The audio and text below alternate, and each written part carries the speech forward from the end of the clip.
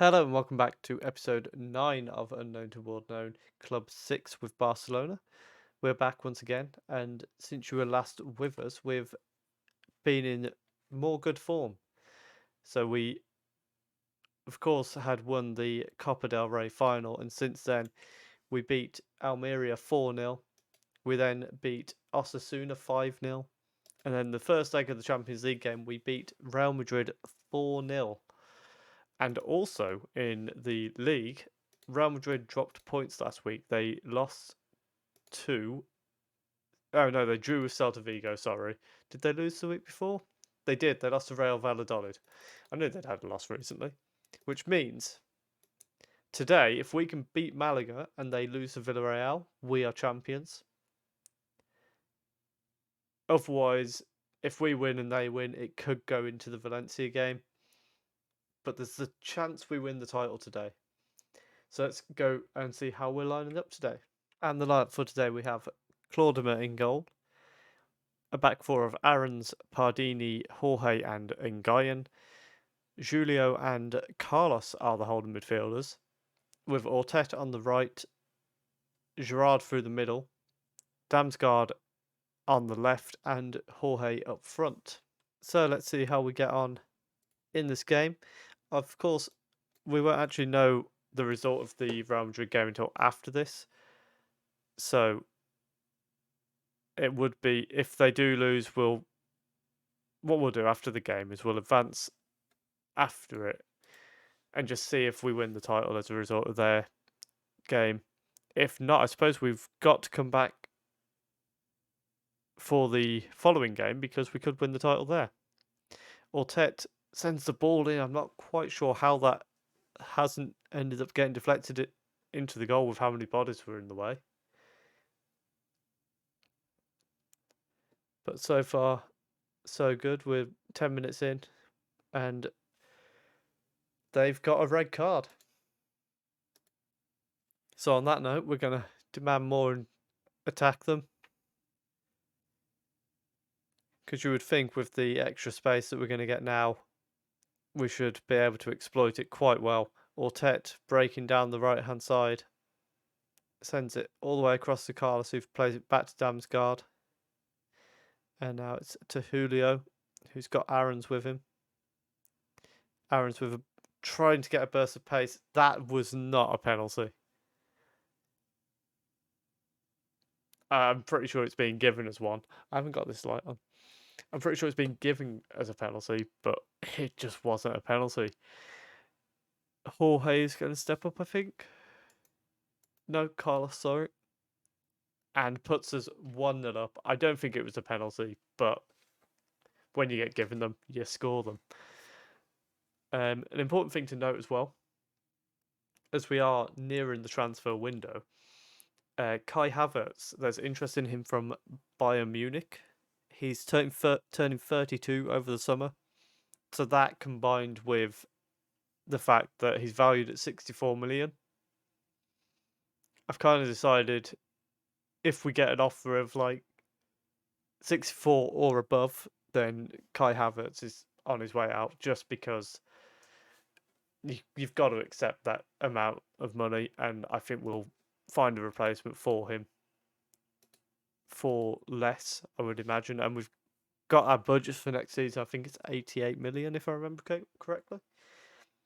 So I think with the money we've got to spend plus whatever we generate from him, we would have more than enough to get a replacement. As we break out here now, Gerard taking the ball brilliantly. He's got Jorge and Damsgaard with him. Goes it alone, and that was a poor decision. We are going to bring Pardini off of Inhas because we want our best players fit as possible for the next game. The ball in, head of the way. Damsgaard plays it back to Ortet, who strikes and makes it 2-0. And that should be it for Malaga. So we may well be moving on to the game against Real Madrid shortly in good form as Ortet. And of course, we've come into this game, we've rested a few players. Havertz hasn't played. Ball in towards the far post. Jorge, it's 3-0. And what do we do now? We get Gerrard off for... Havertz can just have the last few minutes. We've not played Fabio Silva. Was that due to injury? It was due to injury.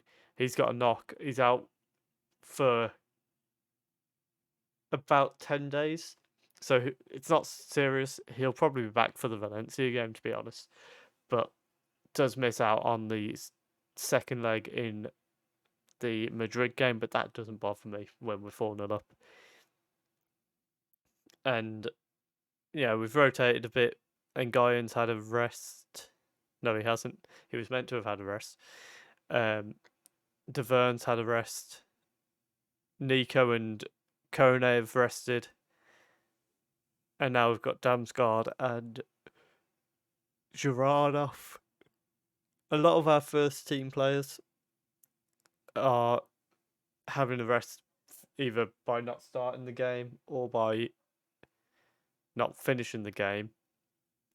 I can hear a dog barking. I really hope that can't be heard on video. I will shut the window after this game as well, so that if it decides to bark again, we won't be hearing it anymore. Mbuemo and what is that pass back to the keeper? Just literally gives it to Jorge, and even he can't miss that chance. That's a bit harsh. Actually, he's a striker and he's got 5 goals this season. It's not harsh at all. But what is he doing? What on earth went through his mind? And then Iturbe chipped, and it's 4-0. And at this point, you're almost thinking, can we just get this game over with so we can move on to the game against Real Madrid? They're now down to 9 men. It's been absolute cruise control for us. One of the easiest wins you'll see. And I think what we'll do is, as I mentioned, we'll just have a quick advance and see if we win the title thanks to a slip up from Real Madrid. Let's advance that now. We're not quite champions. So we'll jump into the second leg against Real Madrid now. And for the second leg against Real Madrid, we've got Claudimer in goal, De Vern, Pardini, Vinhas, and Nguyen. Kone and Nico return in midfield. Gerrard goes back out to the right. Havertz through the middle. Damsgaard on the left, and Jorge is up front. I'm not sure why Carlos wasn't there. He's on the bench. I think I've just made a mistake there. But on the other hand, 4-0 up, I don't think it'll matter. I think we'll be fine here. We're in the away leg now, so if we can get a goal, that really does kill off the tie.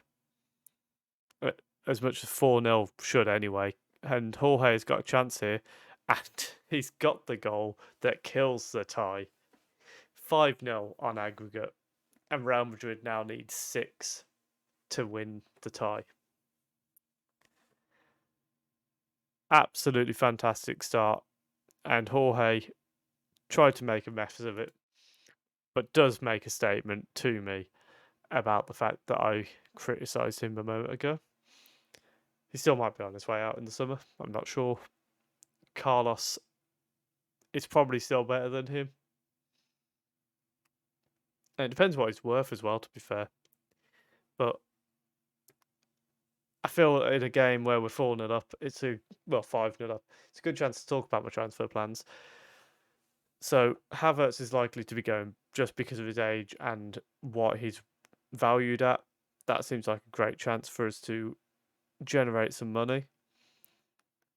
Left back, we're kind of sorted for now because of Emmerich and Perez.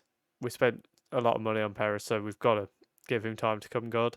Gerrard makes it 2-0 on the night, 6-0 on aggregate. Other than that, maybe a new player to partner Pardini, and we maybe get rid of Jorge. But we definitely need at least another centre back.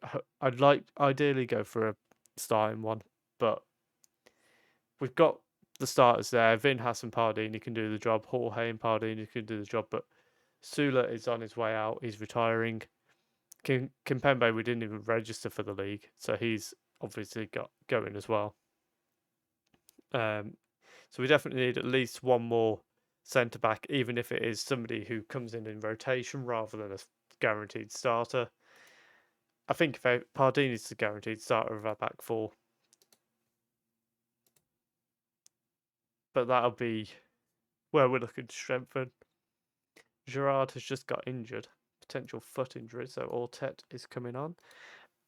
And that's the other thing, wingers wise, Ortet is looking very good and he's got potential to get better. Max is the same. We need a backup goalkeeper to Claudimer, but I'm very happy with him as a first choice. But I identified when we first joined that was something we needed off the bat. Jorge gets a second of the game, 7-0 on aggregate now. That was something that we needed straight away, and I did that in Claudimer. But we just need somebody a bit better to be the backup, because at the moment I wouldn't even you normally have your cup goalkeeper. I haven't had that. Claudimer's played every game, and I just want to cover that risk of if he does get injured, we've got somebody who can come in and be a adequate replacement. Other than that, there's not a lot I need to strengthen. We might just kind of go for a new centre back or two for rotation options, a backup goalkeeper, and that'd probably be it. Maybe if a superstar comes up, we look at signing like one big superstar, but it's not necessarily something I'm looking to do. But sometimes you see a player who's really good and they're transfer listed, so you bring them in just because you can. Havertz and Ortega exchanging the ball. Nico giving the ball away a bit cheaply there, but Max has ended up back with it. Goes round his man, plays it back in, and Jorge has just blocked Havertz from scoring. Knocked it back to him. Havertz put it in, but Jorge's bit was offside. Oh, I take back any compliment I gave to Jorge for that, because this is horrendous. What's he doing stood there? And then he blocks Havertz. Unbelievable. Let's send Carlos on for Nico now.